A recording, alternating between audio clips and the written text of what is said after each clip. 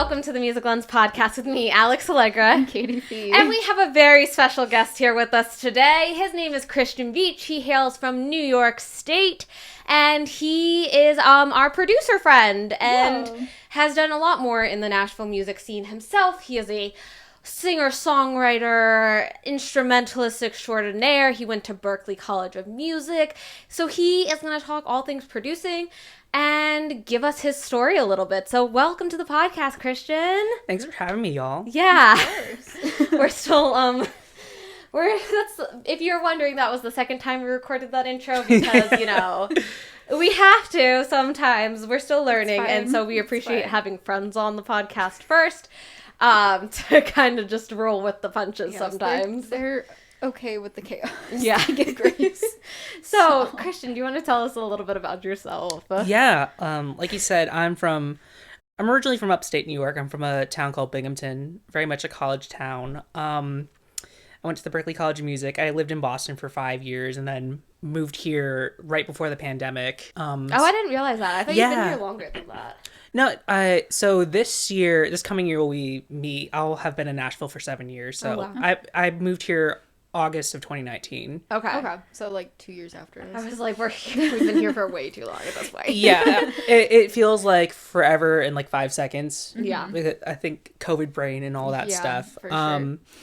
So yeah, I started playing music when I was 8. My first instrument was actually violin. Then I started taking piano lessons, and I'm classically trained on piano. And then kind of swapped genres a lot. I started in classical, got really into like classic rock when I was in middle school, high school, and then when I went to Berklee, I was kind of just exposed to tons of different genres. So I just experimented with everything. Like I had like a little like blue-eyed soul, like neo soul phase in college because that's the thing that everybody's into in music school. I don't know if it was like that at Belmont.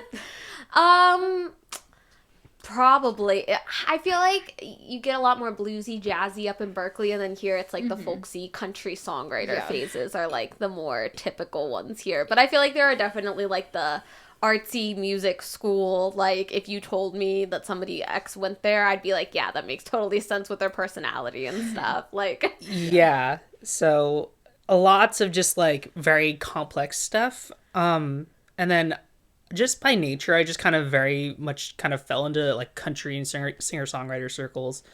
Actually, when I was at Berklee, I was my work study job was I was on the stage crew. So like being a music school, we have a ton of recital halls. Yeah. There's like probably like 7 or 8 of them. Oh, really? For Berklee being like a small-esque campus because it's right in the middle of downtown, I wouldn't have guessed that you guys had so many. Well, the thing it's small. The thing is, it's like it's spread. It's because it's multiple buildings across like I don't know, like 10 blocks. Oh, okay.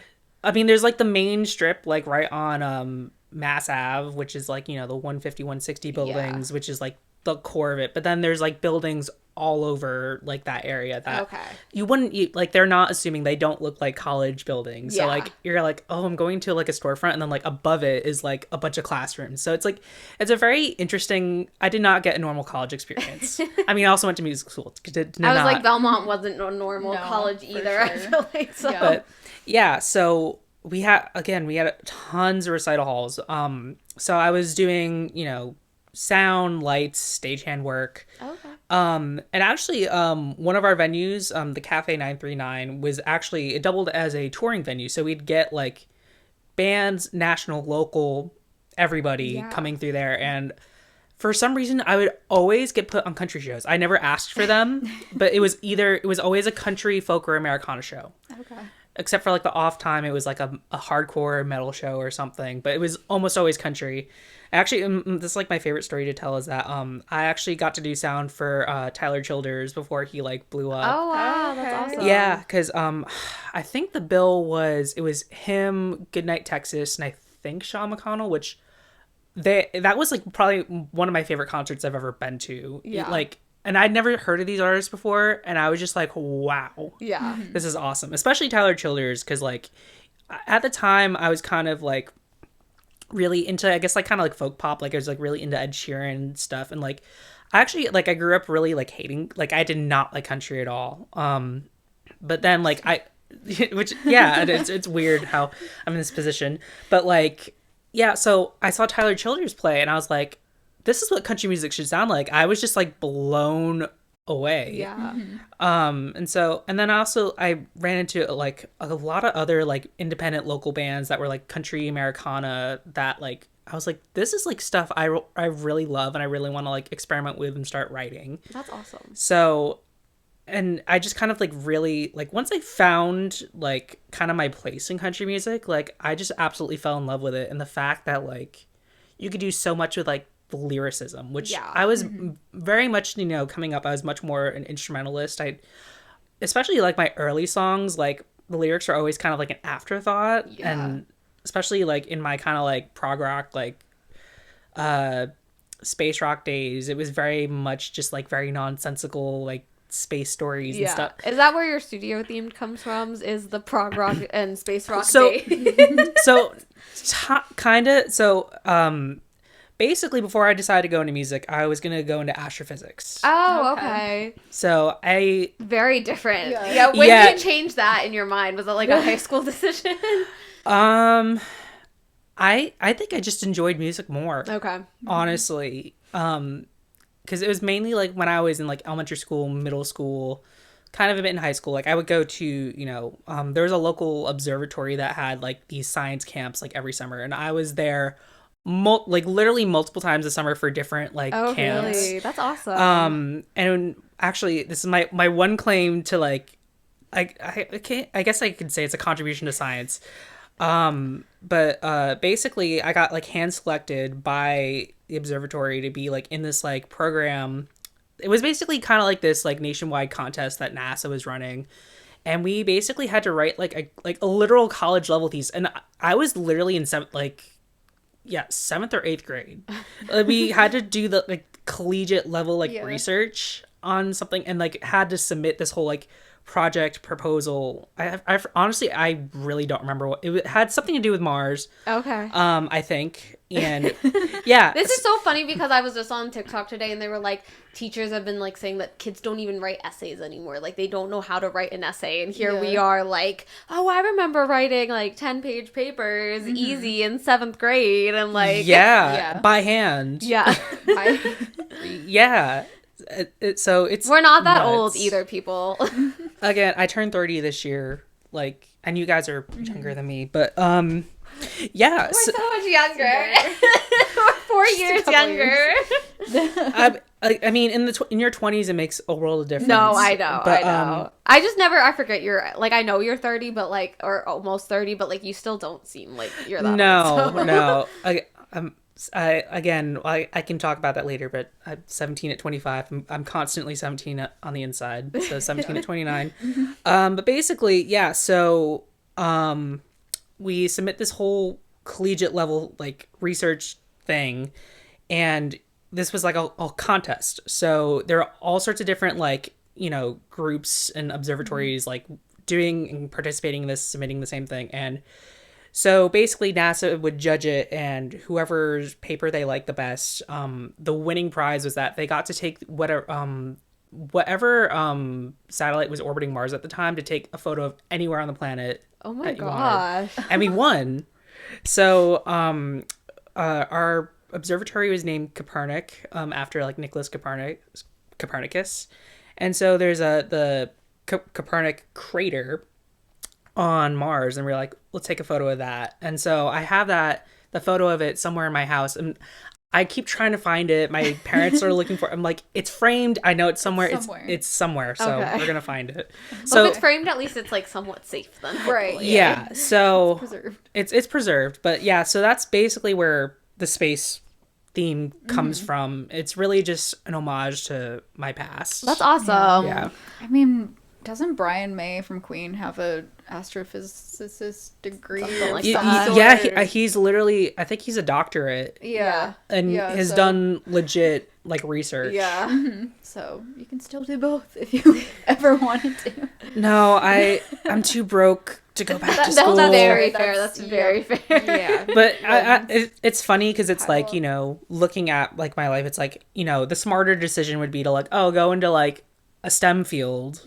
But apparently they don't make, I mean, they're not making like leaps and bounds ahead of what like a normal 9 to 5 job would be paying you anyways. So at least you're doing something you're passionate about still. Right. Yeah. I think either way I'd be doing something I'm passionate about. I think like now that I'm like older and I kind of know what goes into, because I do follow like some like astrophysicists like on social media, and it's like I think I would get very bogged down in like the very like the bureaucracy and like the constantly like the not the legalese, but there's like a specific like the politics of it. The politics of it, the way you have to like write research, and there's so many variables and so much stuff you have to like account for.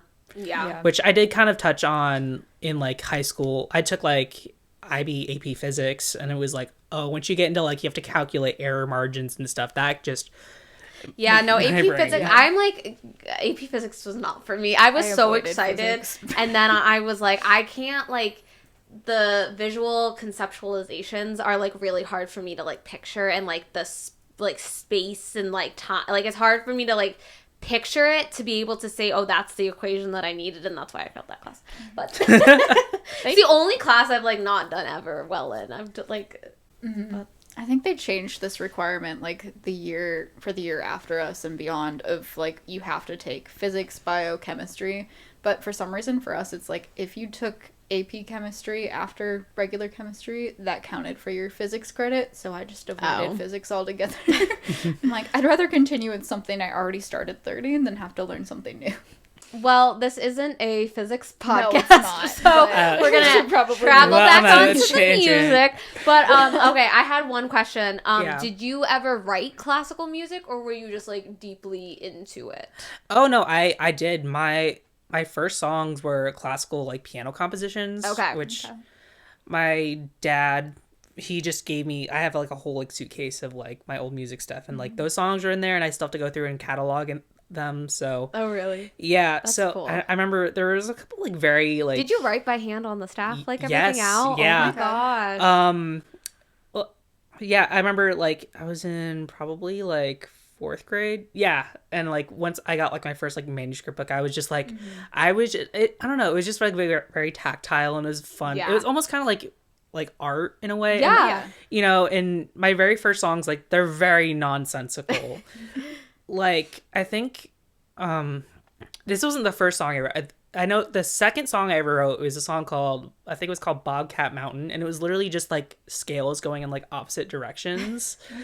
And I was like, oh, and I like literally like was basically just drawing with music, so it's like, oh, I made the music look like mountains, but it was literally just like a scale. No, that's cool though. I know in taking piano lessons and like as a kid, I wanted to say, but I was like in high school, like there are some pieces that are just like for visual, like what does that sound like, and like how does that look on paper and stuff like that. So I know there are some people that do that kind of stuff, but I love that you were able to not take yourself too seriously. I think especially when I was first starting out, I took myself like, I will not put it out unless it is like the perfectest thing in the world, and it wasn't, obviously, but like the fact that you were able to just like put it out into the world and say like, I don't care if this is nonsensical. This is what it's going to be, and this is art, and this is what it is. I mean, like, that's so cool. I mean, no one ever heard these things. So I don't. Those will probably never see the light of day outside of like my catalog if I get around to like re-recording them. But yeah, there were a lot of like very oh my god, what's the word? Very like interesting like attempts at things. Like I attempted to write a symphony, and it was just because like.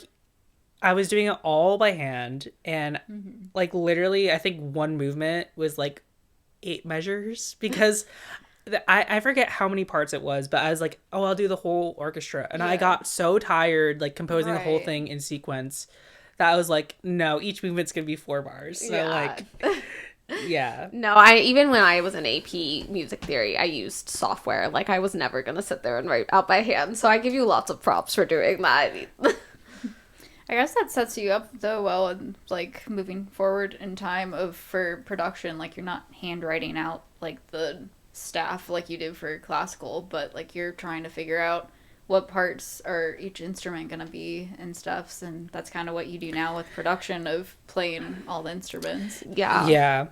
it's interesting because it's like I really don't use notation like on a day-to-day basis. Like the most, again, like, you know, when I'm like charting out songs for you guys or anyone else, it's like the Nashville number system, and it's like very not like that. So but I mean, it's like it's really good to have that training because it does inform like that kind of part writing and being able to separate things, and also just having sort of like the communication like lingo with other people, especially if like you're arranging parts for like string and horn players who are all still using like actual notation. For sure. Yeah.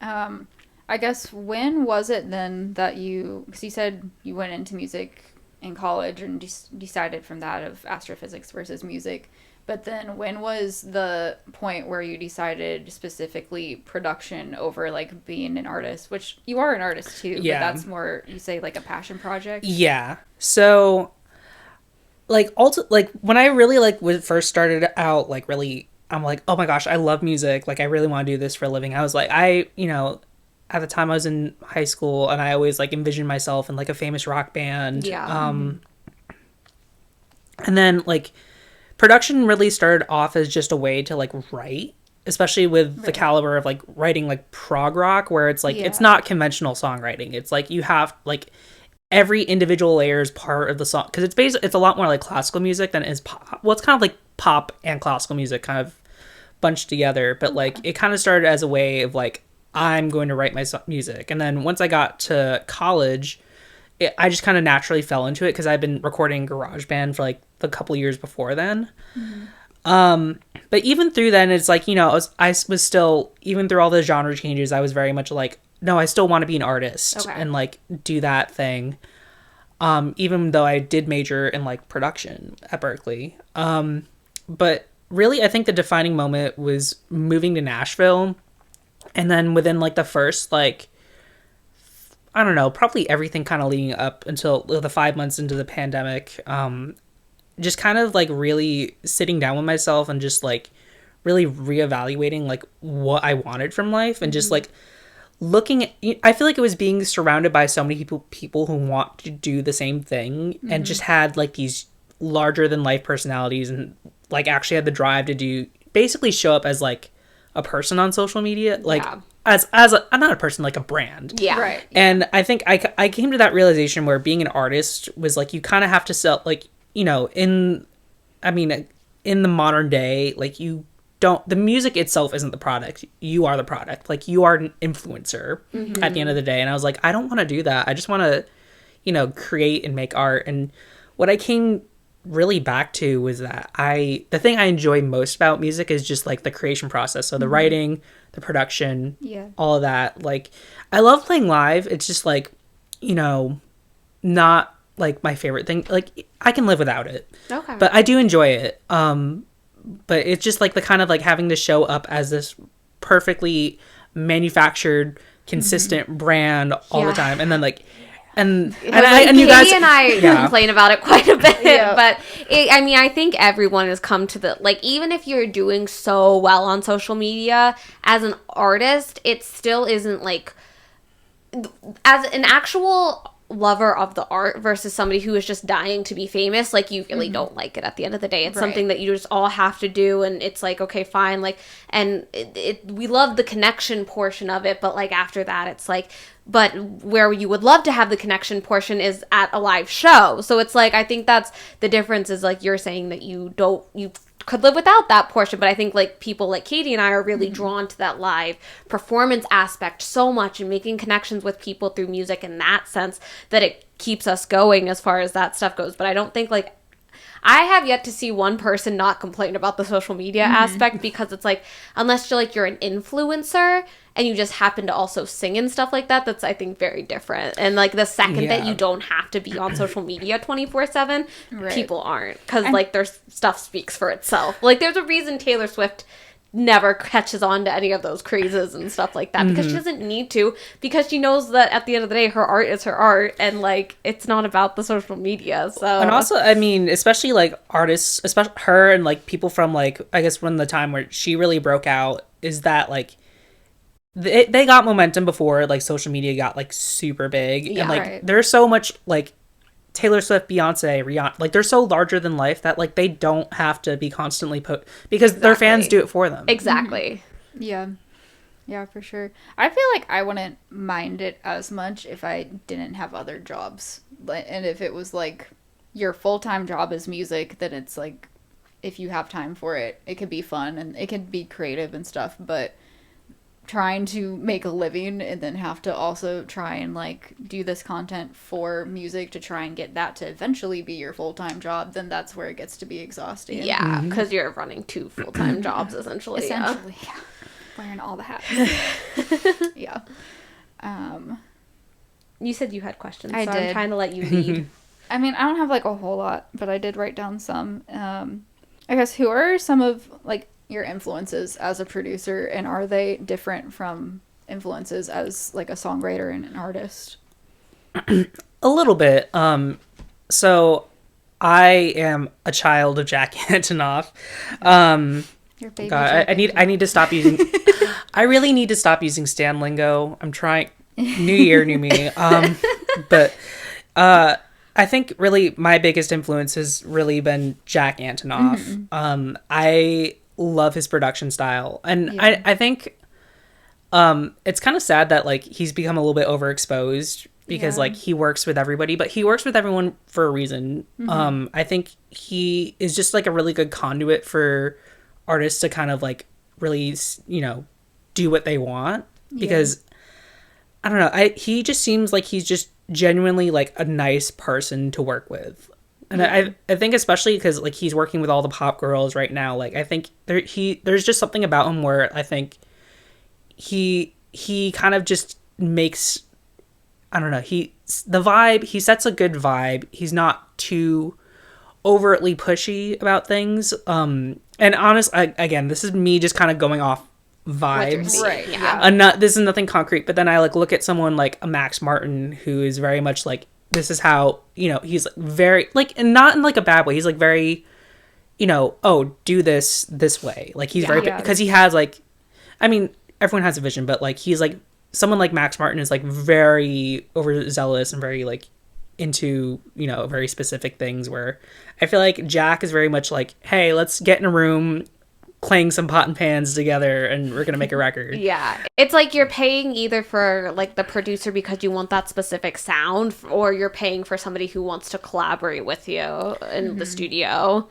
Yeah, so and that's the thing, he just feels more like a collaborator, whereas like Max Martin is just like, oh, you're gonna go to him and you're gonna get a #1 hit, like, and he's gonna kind of take the reins, and you're just gonna be the face of it.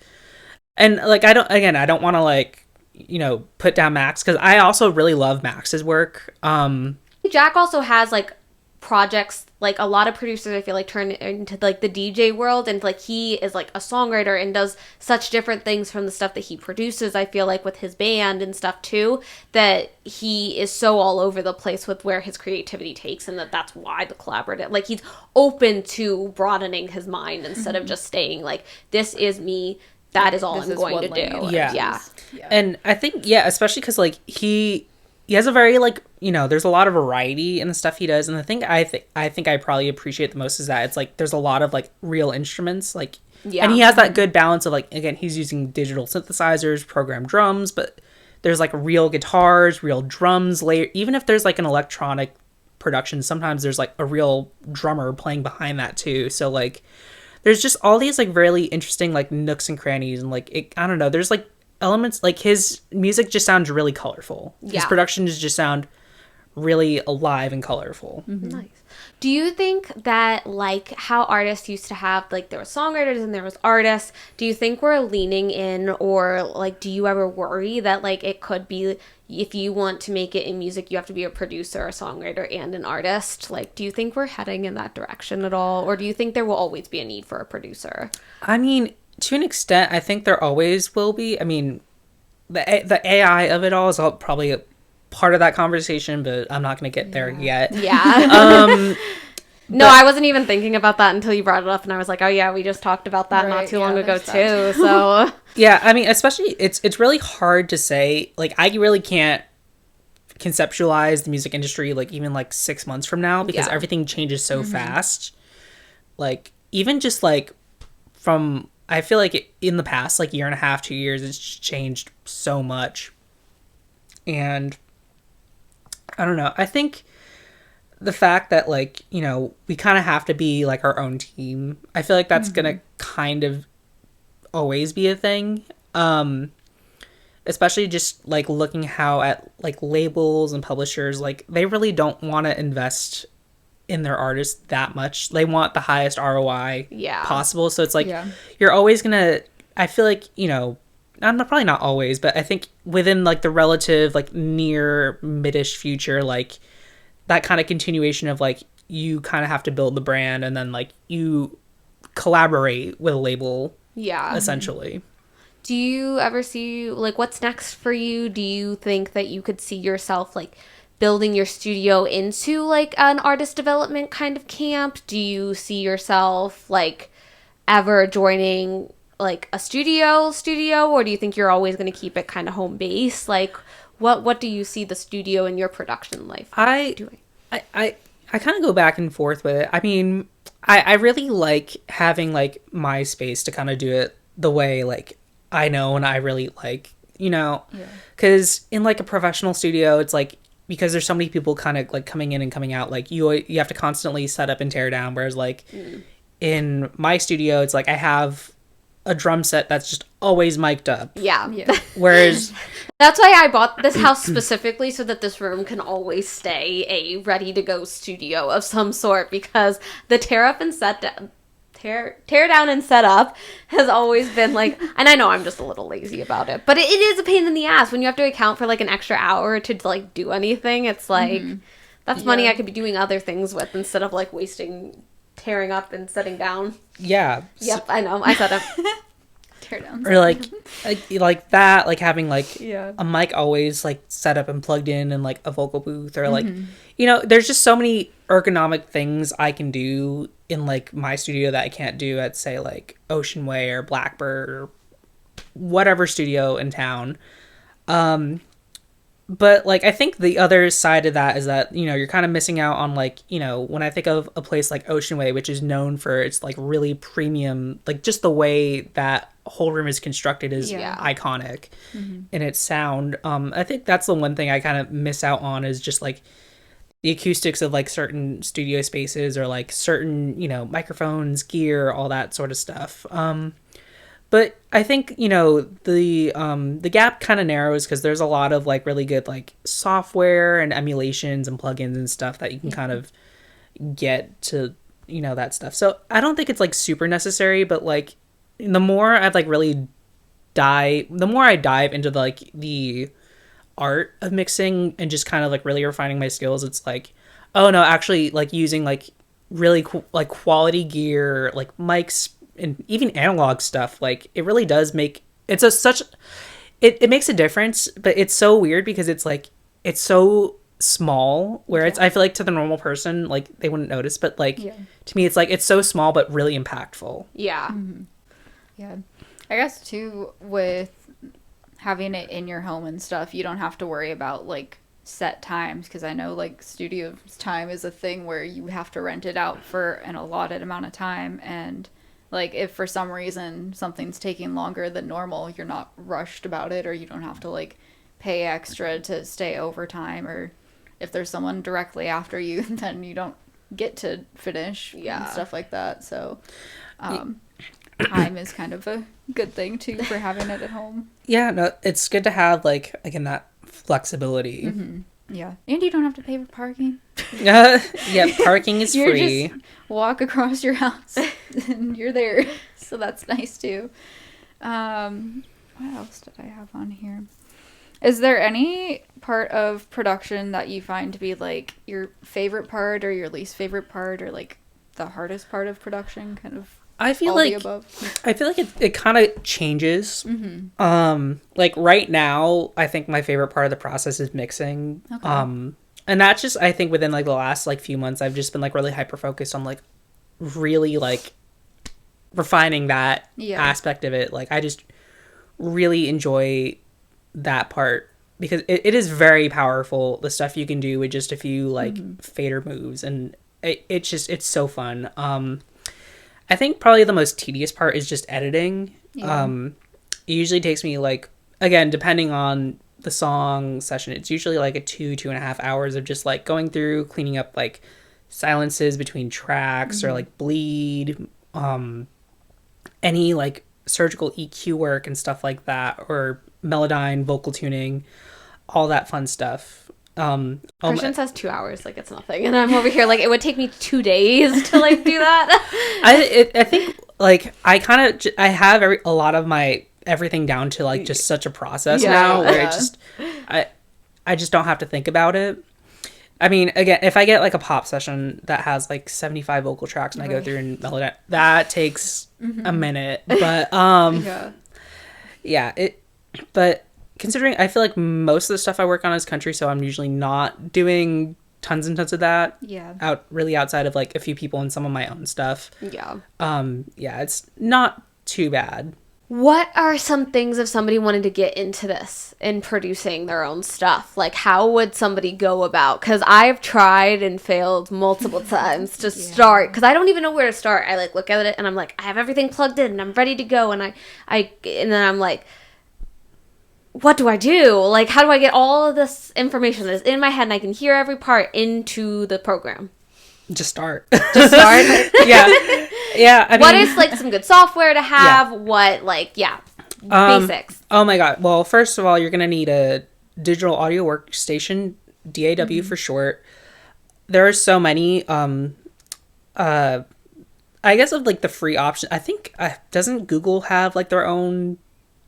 I thought I saw something where like free though. Yeah, if you buy a Mac. Well, if you have a Mac, but that's the only reason I bought Macs for like ever was because I just wanted GarageBand for free. Is it called Audacity? Isn't that like a free one? Yeah, Audacity. You can get that. If you don't have Mac, you can get that. I mean, oh my gosh, if you can learn Audacity, you can learn any. Well, because it is so clunky and very outdated, but it works. Yeah, so again, if you're a Mac user or if you have an iPad, even an iPhone, like I have GarageBand on my iPhone. GarageBand is free. Is GarageBand's quality up to where like a professional, like or like when you mix and master, like are you gonna notice a difference of like, oh, that was definitely made in GarageBand? The thing with GarageBand is that it makes kind of that process, because it's so much more simplified and it's kind of done in a way to make it more easy to use. It makes some of that process a little harder. Okay. I don't know. I honestly haven't really touched like the desktop version of it in years. Okay. So, there's a lot of like very like, one knob things that actually kind of do like 10 different things in one. So it's like, okay. Kind of, and that's a little bit of an over exaggeration, but that's like kind of the gist. So it's like it kind of lacks some of the fine control at points that you would kind of really need to like do it like super well. Okay. But I mean, the thing is, it's like someone can probably make a really awesome sounding mix in GarageBand, but it really, it just kind of depends. Working with that limitation, but yeah. I mean, it's a free version that you can just get practice on. Yeah, and you're practicing and all that stuff. Maybe like that's just you figuring out whether or not you want to produce to begin with is using a free software. Yeah. And then after a while, if you want to get serious about it, then pay for Logic, which is the paid version of GarageBand, and you already have a basis of it because it's basically the same, just a little bit more advanced. Yeah, and like I will never knock GarageBand because that's where I started. Yeah, but my main thing, I love Logic. Logic is so great. There's so much you can do with it. And it's really not that expensive. It's like $200 maybe, $150. And again, it's a perpetual license. Like you don't have to. It's not a subscription. Like unlike Pro Tools. I was gonna say Pro Tools. That's the con for that. Yeah. Which I have Personas, and it's also one-time subscription. Isn't that Studio One? Studio One. Yeah. I've heard good things about Studio One. Yeah. So like I also use Pro Tools to mix. That's just because that's what I studied. Okay. Yeah, they teach Pro Tools in most music schools, I believe. Okay. Yeah, that's like the standard still. Industry standard. which is annoying. I don't want to go down that whole rabbit hole, but like, again, I have to pay $300 a year for it, and I'm just like, eh. Our professor called it slow tools, so yeah, so it irks me, but like is that just a mixing platform, or no, you can produce in it. It's the whole thing. Okay. I used to produce like solely in it, but honestly, it's so much easier to do in Logic. Okay. Logic is so much better with MIDI, and there's so many like the built-in effects in Logic are so much better than Pro Tools. Like for Pro Tools to like really make it worth your while, like you have to use like a lot of third-party stuff that you have to buy. And if you're paying $300 a year already for it, that's not... I mean, you can use the built-in stuff. It's just, to me, it's not that great. Yeah. It will get the job done, but like Logic it's so much better. So if you're listening, just get Logic. Don't. And actually, if not sponsored, they should they should sponsor me. Apple. There's also Luna. So if from Universal Audio. So if you own any of like I think if you have like any of their interfaces, it comes with it. Or like it's the free version. Not the Pro. Did you have to get something for Personas, or was it the one that came with your box?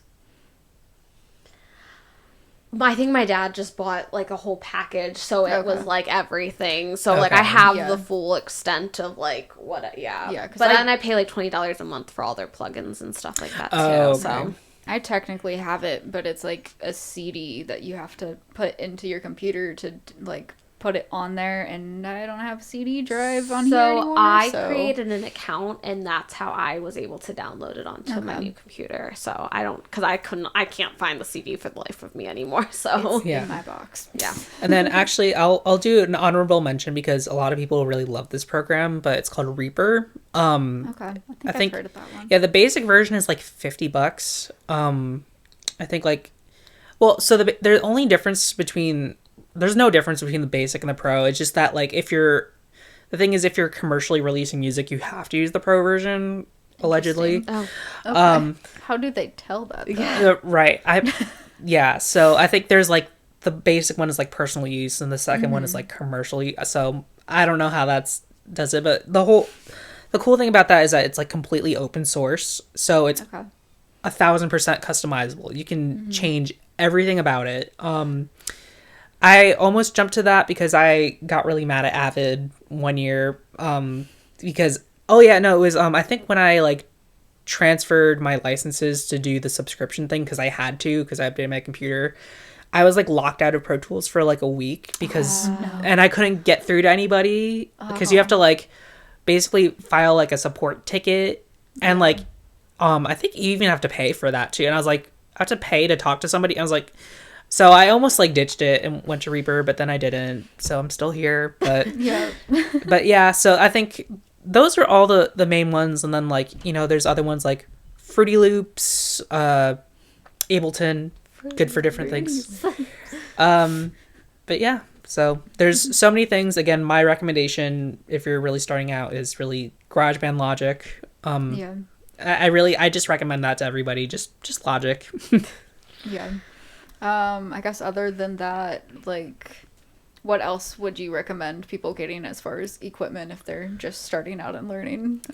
Definitely like a decent interface. Like you guys have the Presonus. That was actually my first interface. I had a audio box. Is that how that word's pronounced? I thought it was Personas. Personas. That's what we keep saying over here. It's one of those things audio box. It says audio box. Yeah.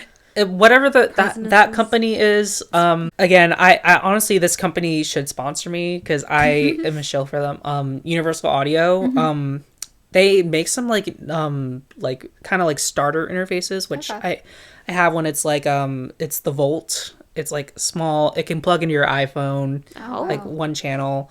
So I mean, I would recommend getting at least 2-channel, like 2 inputs.